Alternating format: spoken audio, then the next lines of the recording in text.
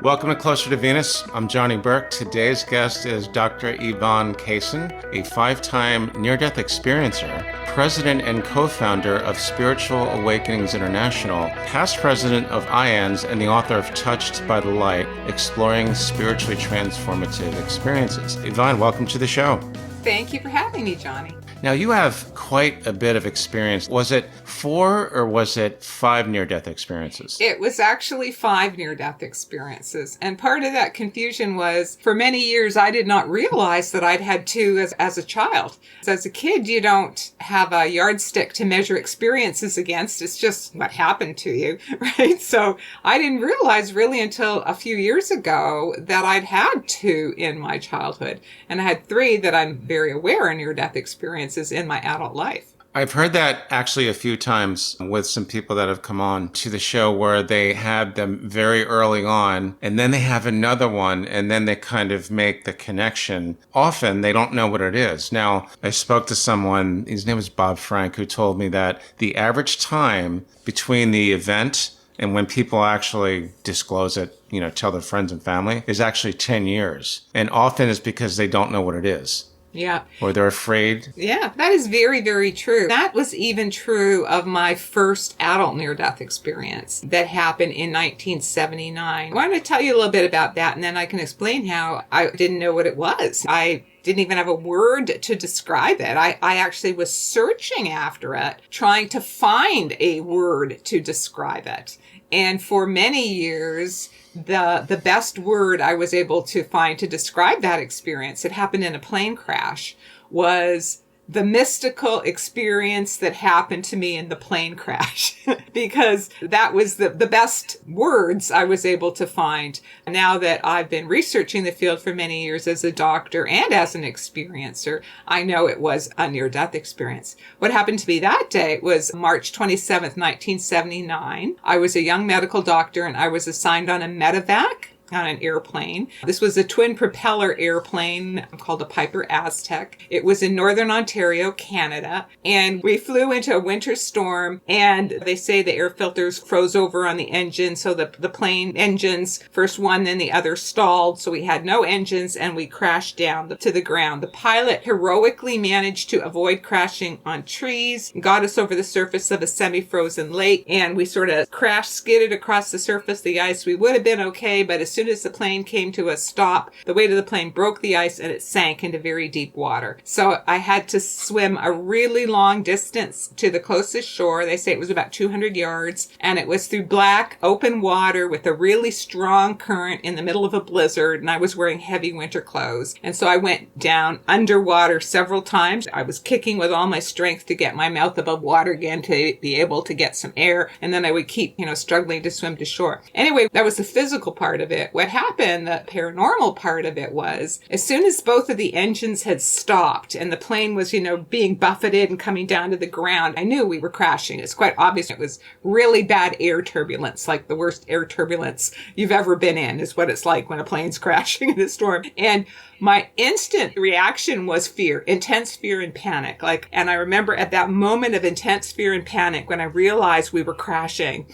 was all of a sudden from my heart, I didn't think of it. It was almost like a reflex came out of my heart. Came the thought, oh God, help, I'm going to die. I didn't say it out loud, but that's literally what I thought in that panic and fear. And then it was at that moment that my experience began, what I now know was a near-death experience. And I'm pointing this out because it actually started before the plane had crashed, when I was facing my death.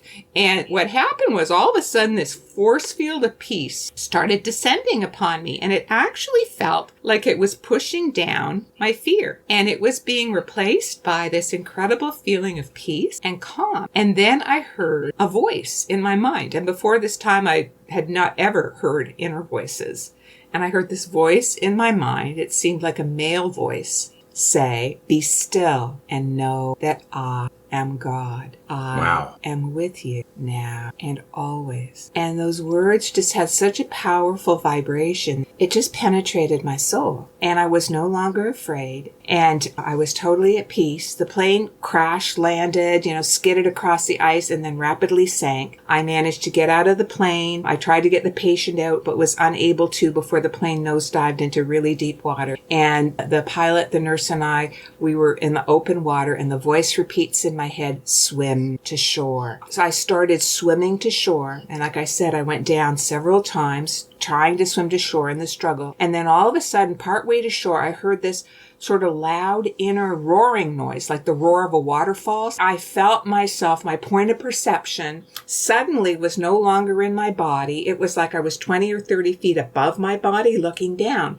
But it wasn't that straightforward because I wasn't dead. Right? Like my body was still swimming to shore. So it was actually like my consciousness was at two places at the same time. That like a split screen TV, how you have the big image and the little image. So the little image, the small part of my consciousness was still in my body, but the big image, most of my consciousness was now above my body. And then I went higher and I went into this realm that was filled with love and light. It was this incredible, powerful, unconditional love, the most perfect love and most powerful love I had ever felt. For an instant, I saw a face of light, and then it sort of faded into the periphery. The periphery was like sort of soft, white, glistening clouds. And I knew things. Like I didn't hear somebody talking to me or see somebody talking to me. I just somehow knew things when I was in this realm of light. And I knew somehow that this love that I was feeling was the love of our higher power, or what I had been raised as a Christian. I had been raised to call it God. But it was not anything at all like what I had been taught God was supposed to be like. It was completely different. What I was experiencing, our higher power, what I call God, was that it is like a universal force and that it is unconditionally loving. It's not an old man with a long white beard sitting on a throne judging us, right?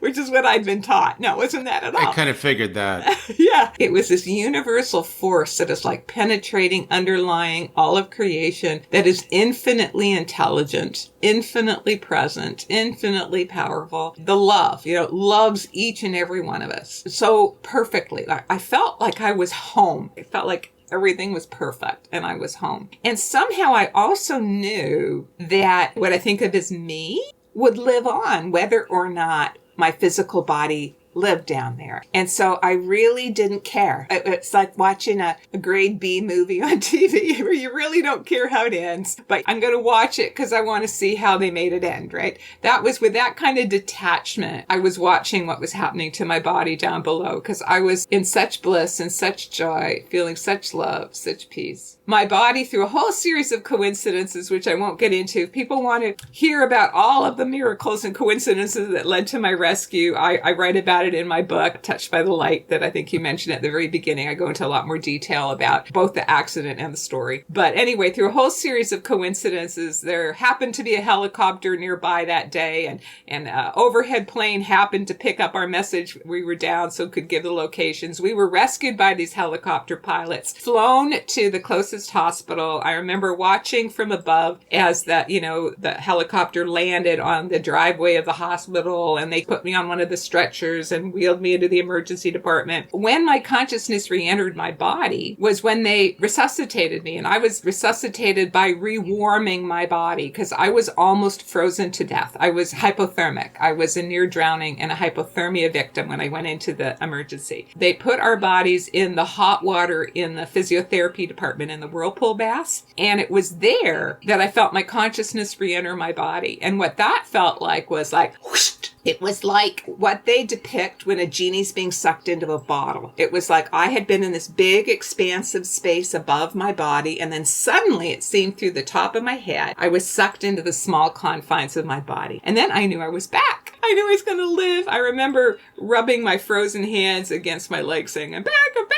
I'm going to live, I'm going to live. So that is what happened to me. After this happened, it really impacted me. It really changed me. I'm really glad I had to take some time off work afterwards because of my really severe frostbite and the water in my lungs to clear, because I needed some time to sort of integrate what had happened to me. This was profoundly transformative. I'd never had any experience in my life that has such a deep impact on me. That was the first one? That was my first adult one. Okay. So how is that similar or different? Because you had 2 in your childhood? Yes, I did. Right. And then you had obviously more. In my adult life, yeah. If you could tell us more about the similarities and the differences. Yeah, okay, will do. So I have to talk about the impact briefly, then I'll go to the similarity and the differences. All right. Because the impact is also different of the other ones. So this one, number one, I came back and I was so filled with love. It was like some of that love stuck with me when I came back, and it was just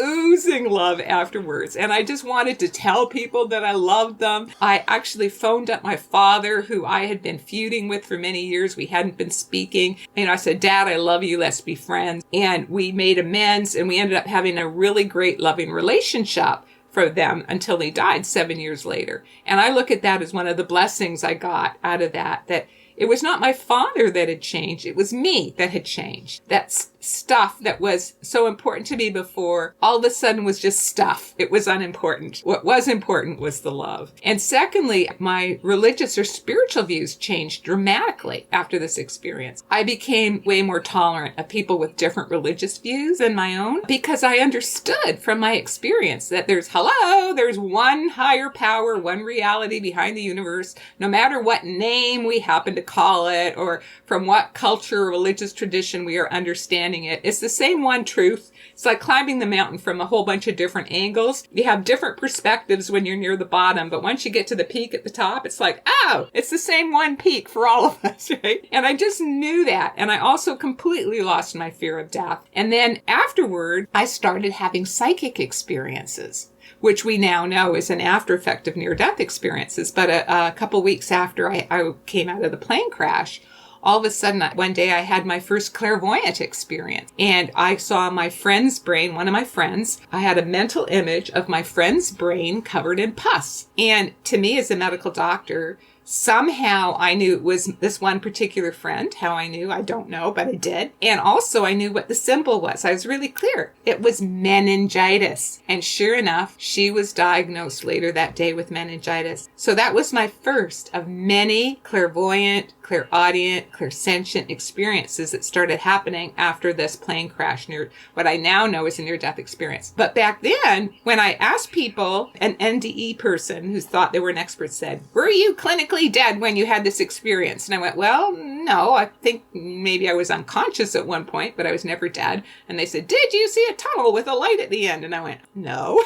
And so then he said, this is not a near-death experience. So I didn't know what it was. And that's looping back to what you said about people not coming out and not talking about it and not knowing what it is. I at least had thought to ask somebody, could it be a near-death experience? But I was told no. And then I asked my doctor friends, because I was a practicing physician already at that time, had anybody heard of anything like this? And everybody had their hallucination theory that it was hallucination because of a low blood sugar, or a hallucination because of an electrolyte imbalance. So I learned really quick that there wasn't a safe place to talk about it, that nobody was honoring it. So I really was a closet experiencer. I was in the closet for about 10 years. For me, it was about 10. Yeah. It seems to me that there are several different types of NDEs. And if you have that feeling of how you described complete peace and lack of fear as you knew that you were basically hurtling towards your death. I get what that one person said, were you clinically dead? He's basically going down a checklist, and there's some credence to that, but this would bring up the obvious question of NDEs and samadhi. Yeah.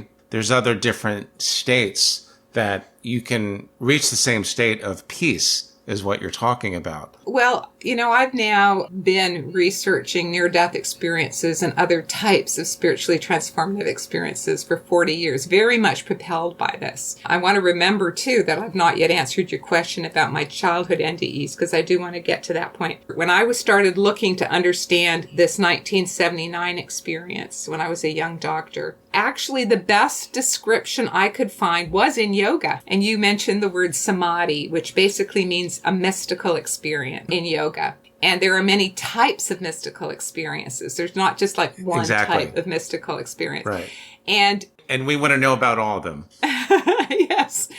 So that when I was searching, I actually found the best explanation for what I had experienced was that it was a samadhi, that it was a mystical experience, that it started with an out-of-body experience. Now I have words for that. So when I went out of body, but then when I went into that state of love and felt that profound love and knew that all that knowledge that came to me all at once, these are definitely features of a samadhi or a mystical experience. So that was why I called it a mystical experience in the plane crash. For many years, as I researched it more myself and more people told me the stories over the years, I actually approached a fairly famous NDE researcher, Dr. Kenneth Ring, and I told him, me being young and a little bit bold, I said, I think you guys are wrong. I don't think you have to be clinically dead to have a near-death experience.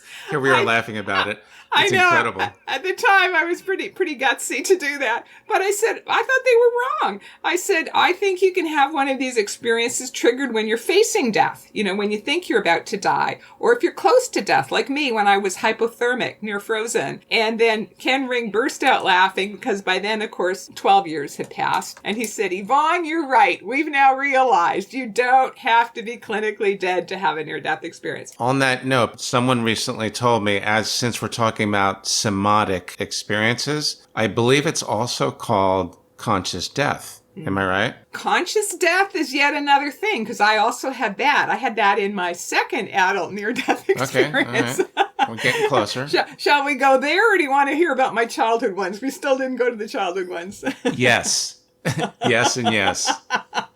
Okay, let me go to the childhood one first because that's your older question. Then we'll go to the conscious death. I'm really glad you asked that because my next NDE in 1995, that was a conscious death. So when I was a child, let me tell you what happened to me when I was a child. I'll just give you a very brief version of the stories that I now realize were near-death experiences. But I never realized that till a few years ago. I just figured it was what happened to me when I was a kid, right? I didn't label it as anything unusual. So the first one happened when I was 5 years old, and it was the summer before kindergarten. I was traveling with my parents in Europe, and I was at a train station. This was new for me, and I was born and raised in Canada, and we don't travel by train very much here. In Europe, they travel by train a lot. So it's sort of exciting for me as a little kid. I was looking around. I saw a station hand jump off the platform, and he jumped down onto the tracks, and he ran across, and then he climbed up to the next platform. So as a little 5-year-old, I thought, oh, that looks like fun. I'm going to do that too. So I leaned forward to jump onto the tracks. And then all of a sudden, it was like time stood still. Like my body's like 45 degrees out. And all of a sudden, I went out of body. And it was like my life was a motion picture and the picture had frozen at that frame. So it had frozen, everything stopped, except my brain was still working. And when I was out of body, maybe 20 feet or so above where my body was, I could see from that angle, I could see what was coming in at the train station. And I remember thinking, oh, I'm about to be hit by a train. Because I hadn't looked. There was a train rapidly coming into the station, and I was jumping in front of a rapidly oncoming train. I had absolutely no fear at all. And then out of nowhere, suddenly the movie of my life started again, and a hand came from the platform and whisked me back up onto the platform. And then the train came in right in front of me. It did not hit me. And of course, my parents were scolding me and everything like that. So whose hand was that? I don't know. Must be some other person at the station. I didn't see them, but I'm guessing it was some other physical person. I was physically pulled out of the way of the train. But I remember so very clearly that in kindergarten, I started kindergarten shortly afterwards, and I made some new friends, telling one of my little new friends, I can fly, because as a 5-year-old, that's how I understood the out-of-body experience. I thought I could fly. And I remember this friend laughing at me saying, there's no way you could fly. And I had such a clear memory of what I thought was flying, when I was wide awake. I said, yeah, sure I can. I remember I climbed up on the fence in front of my house and I stretched out my arms and I jumped off and I thought I'd be able to fly down the street to show my friend. And of course, I fell to the ground. I couldn't fly. And my friend laughed and ran off. And I remember this so clearly because I was confused. I was puzzled. I couldn't figure it out because I so clearly remembered what I thought was flying. And Now I realize it was an out-of-body experience when I was close to death, which is the out-of-body type near-death experience is one type of the near-death experience. The mystical or samadhi type is another type of near-death experience. And some have a combination of both, the out-of-body and the samadhi. So this one as a kid was an out-of-body type. So how many different types are there? 3. In my work, when I describe near-death experiences, I was president of IANDS for a while, and I've been researching this for 40 years. I break near-death experiences into 3 main types. So the first type is the out-of-body type. And a lot of people have that. They might be above their body watching the doctors trying to resuscitate them, or they might go over the next room and they see their relatives crying in the next room or whatever, but they're out of body and viewing things that are later verified they actually happened on the physical plane, things that was impossible for them to see from the vantage point of their body. So it seemed like their spirit was above their body or moving around their body. That's the out-of-body type of near-death experience. And both of my childhood NDEs, because my next one, which I haven't told you yet, age 11, it was also an out-of-body type. But then there's the second type. We call that the deeper type of near-death experience. It might start with an out-of-body experience, but then it transitions into a mystical experience or a samadhi. And this is where people see beings of light, the spirits of departed loved ones, this white light realm. They might have a life review. They might learn spiritual lessons. That's all happens as part of the mystical experience component of the white light mystical type of near-death experience. And these are the type of NDEs that are the most transformative. Just like when people have a samadhi or mystical experience in other ways, because you don't have to be near death to have a mystical experience. It can happen when you're meditating. It can happen to you as a gift of grace. It can happen to you in various circumstances, looking at a beautiful sunset. Which proves your point that you made earlier when you said to the famous researcher, I think you're wrong. I don't think you need to be clinically dead. Here we are laughing about it again. It's incredible. I always thought that was a good point because the more I talk to people about this, there's several different types. And then there's the Kundalini awakening, which we'll get to. We'll get to that later. That's a type of spiritually transformative experience. And Kundalini does sometimes awaken during a near-death experience as well. That's something that I've researched over the years. This should be like mandatory electives when kids go to school, I think. Hopefully one day.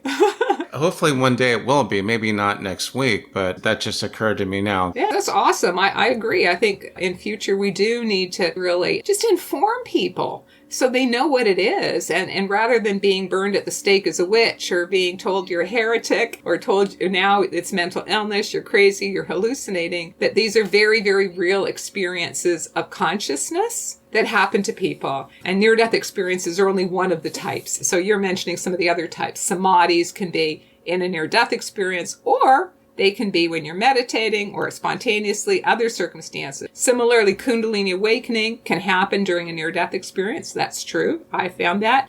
But it can also happen most commonly triggered by meditating. This is when people get Kundalini awakenings or sometimes Shaktipat transmission from a saint will awaken the Kundalini. So the third type of near-death experience is categorized very loosely as the distressing near-death experience. These are ones that rather than people finding themselves going to, this beautiful realm of light or just hovering around their body, they actually find themselves going to some dark and scary places where there are maybe tormenting entities with foul language, or that they're actually experiencing physical pain, discomfort. In the yogic tradition, we've talked about this before, it's understood that in consciousness, that there are many planes, there are many astral planes, and it's sort of like there's a drink, it's called something like a B52 or something like that, where they have all these different liqueurs and liquors of different densities. So the denser ones sink at the bottom, the ones that are in between are layers in the middle, and then the lightest ones are up at the top. But it's sort of like that in consciousness, that the highest and light-filled astral planes, those are called the astral heavens. And that's where you want to go. That is the ideal place to go in between, is the highest astral planes that are filled with the saints and the beings of light. But you can go just to our astral plane. So people who are out of body having an out of body experience, they haven't gone up, they've gone sideways. They're out of body, but they're in our astral plane. But similarly, you can go out of body and go down to some lower astral planes. According to yoga and Buddhism, it's hypothesized. I think that that's what happens to people who have these distressing near-death experiences, is that they've actually gone to some of these lower planes. But the good news is this, is that if you turn to spirit, I've heard of 2 cases now, people who've had very distressing, they went to a very dark place when they left their body. They were both people who were active atheists, and they refused to pray, and I don't believe in this crap, whatever. But when they were in this dark realm, the thought occurred to them, maybe I should pray. Maybe there'd be nothing to lose. And then they started praying. And then actually what happened is they started rising out of this realm, and then a beam of light comes and takes them and lifted them up into the white light realm. Pastor Howard Storm is one of the famous cases. I mention him in my book, Touched by the Light. I give that case of somebody who started off at the dark realm, but by praying, he ended up in the white light realm and had his life totally transformed by the experience in the white light realm, and became a pastor afterwards, whereas before he was a real loudly outspoken atheist. Take note, folks. All right, we're going to warn you.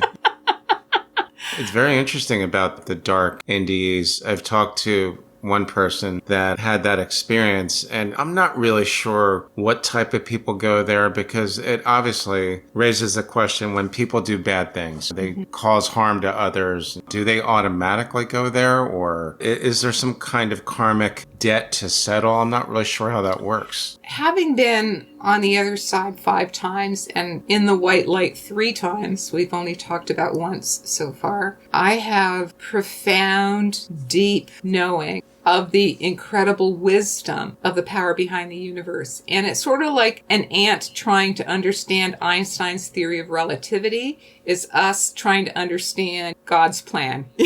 It's like so complex that it's beyond our capacity to understand. People try to, and people have theories, and they've written books with all their theories and stuff. What I can say from my own personal experience is what resonates with me as true, based on what I've actually experienced on the other side, is what the yogis have talked about, who've been studying consciousness for thousands of years by going deep into meditation, which is that our souls are immortal, that wherever it is that we go in the between life, it is the between life. We reincarnate.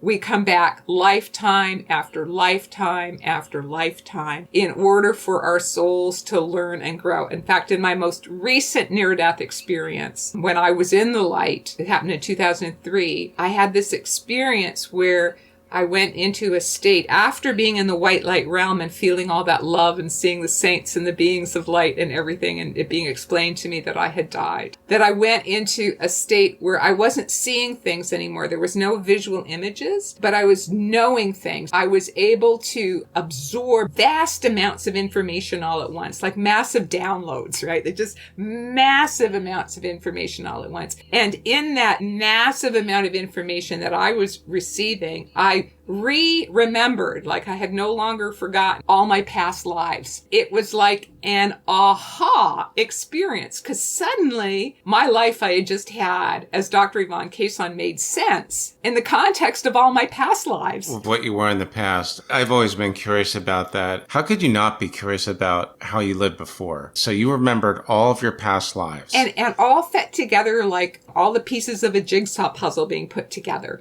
Because before that, after my 1979 NDE, one of my psychic abilities that opened up was my ability to see my own and other people's past lives. So that experience for me was I had certain pieces of a jigsaw puzzle, right? So I knew certain things about my past. But when I was on the other side, it was like all the pieces were put together and I could see the whole picture of the completed puzzle.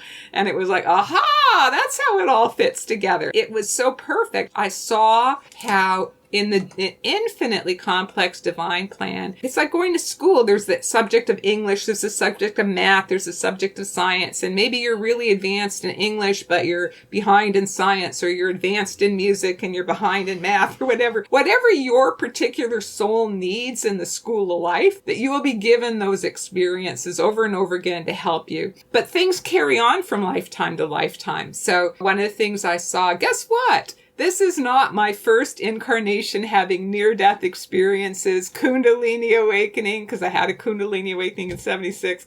I'd had these in past lifetimes too. And so it made sense to me. Oh, no wonder I'm this way this lifetime, because I carried this with my soul from past lives. And you, for example, are a musician. I mean, it's possible that you've been a musician in past lives, and that's something you come in with, and these young children who you see, they're 3 years old and they're playing the piano like they're a concert pianist. That's probably something they're bringing in from a past life, that somehow the memory of that has carried with them. So there's a lot of that I saw with past lives. And similarly, we recognize people, and we may not recognize people. I was just about to ask you that. I'm dying to ask you this.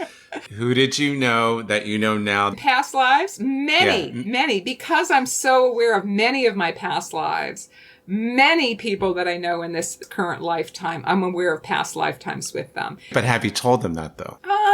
Are they aware of it, or are you just keeping that it depends on who the person is. There's some people who are not open to that type of information, so no, I'm not going to tell them.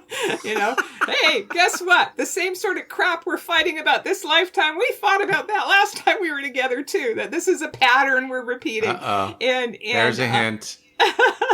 And so I'll just give that as an example, that somebody I had a problematic relationship with earlier on in my life. When I was praying about it and meditating about it, trying to understand, I'm trying to be a spiritual person. I'm trying to lead a good life. Why am I having such problems with person X, right? And then when I was praying and meditating about it, what happened is all of a sudden I started remembering past lives with this person. And I saw, oh my goodness, we've had this kind of problem before.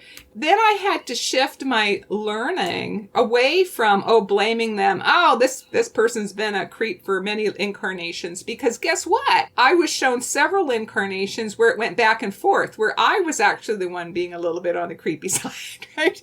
And so that it went back and forth, like who was the bad guy and who was the good guy became very blurred. So then I realized, I'm not so perfect either, that maybe what I have to do is take a step back and learn to forgive this person and to forgive myself for not being perfect. And that to accept that this is like a pattern of dynamics, and to walk away in peace, rather than, oh, I'm a victim, or, oh, that person's terrible.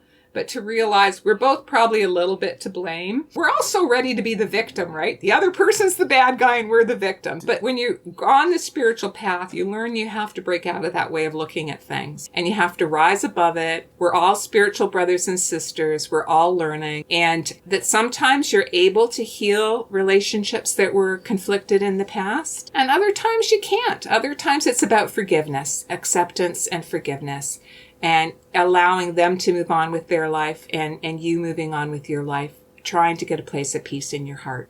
As Edgar Cayce famously said, there are no victims. Since we're talking about reincarnation, this is the question I had. I was told that, quote, our purpose here on earth is to raise the power of Kundalini to the point where we can bypass the reincarnation cycle. Is that a common theory, or is that like a one-off? I would say that is a partial answer. It is partially correct. That you have to fill in the blanks a little more to understand it more fully. I think what happens is I had the good fortune of meeting Gopi Krishna back in the 70s when I traveled to India. So I've been studying, and he's like the father of Kundalini in the West, in case people don't know who he is. And he was like a mentor to me. I read all of his writings. They're all about Kundalini. And he emphasized that Kundalini was the evolutionary energy in man. And the ancient yogis, Paramahansa Yogananda also talks about this, only in a certain book. It's not very openly disclosed. But the ancient yogic traditions, they talk about Kundalini, that it is this potential mechanism in everybody, not just in the yogis who are meditating in the Himalayas, but everybody has this potential.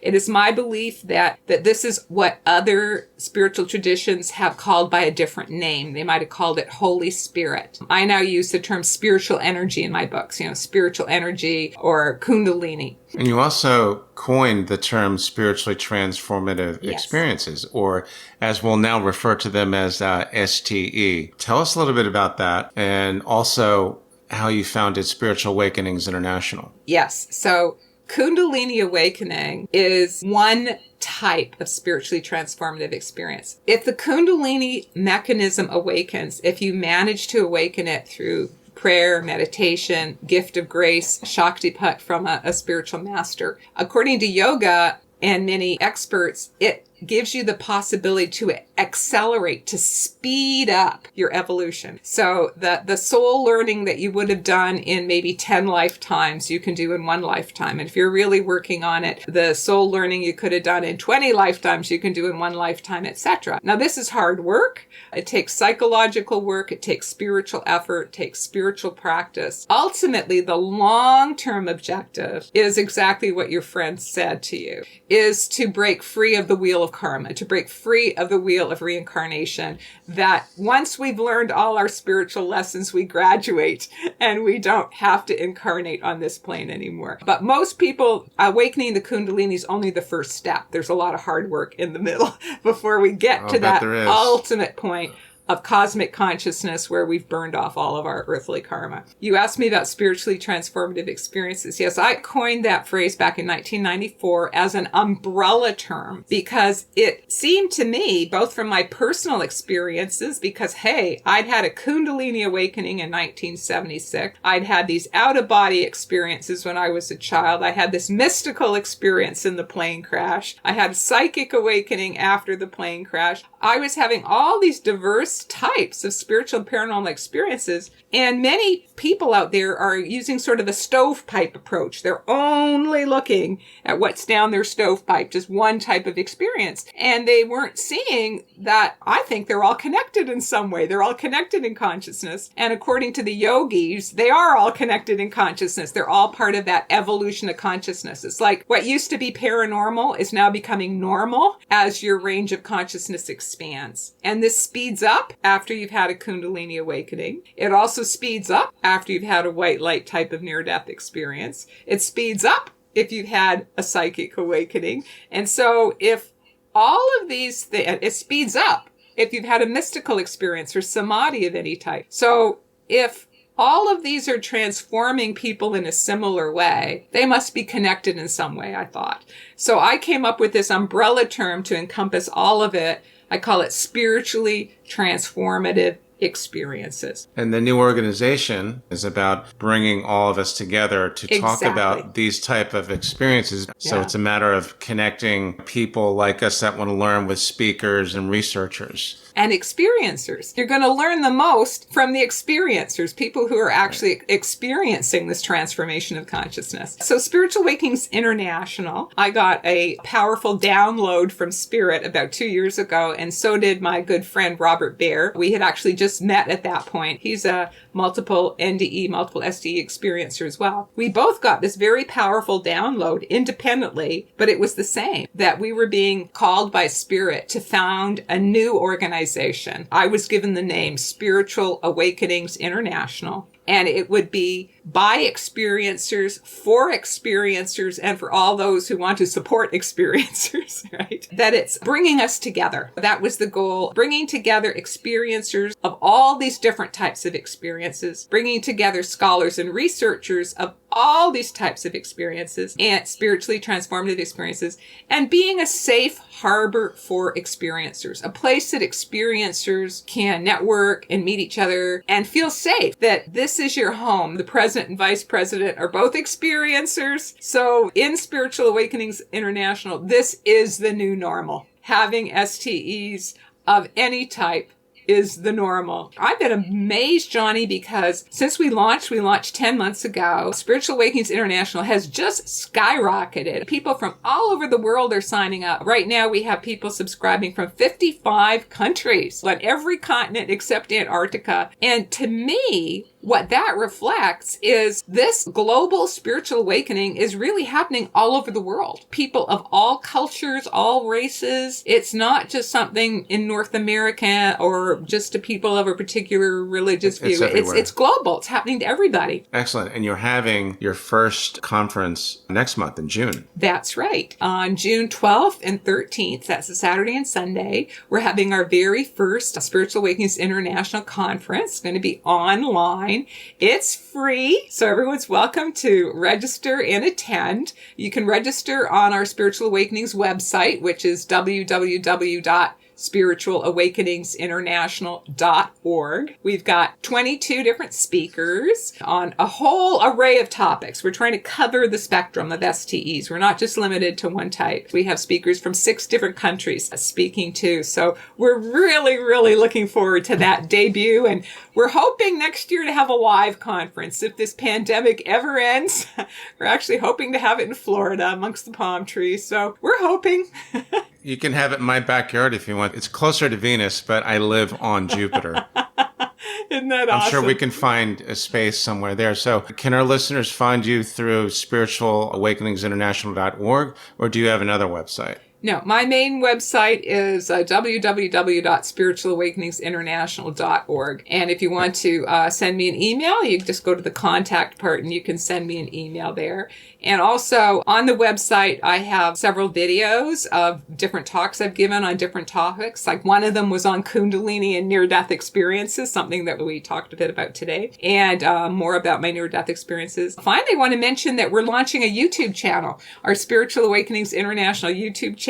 We just launched it. People can subscribe to that. And once a month, we have featured speakers. This month, May, we are having Dr. Richard Kelly, who's going to be talking about first responders' experiences where somebody has died, that they're having experiences of the spirit of the deceased person. Nobody talks about that, but they're having them. I think that your organization is bringing all this to the forefront and talking about all these different things that we don't always talk about, which I think we need to. Excellent. Doctor, thanks so much for joining us. I'm going to put those links in the notes as well. You've been listening to Closer to Venus. I'm Johnny Burke. If you enjoyed today's episode, please consider subscribing. If you really liked it, you can also leave us a review on iTunes. Thanks again for tuning in, and we'll see you next time.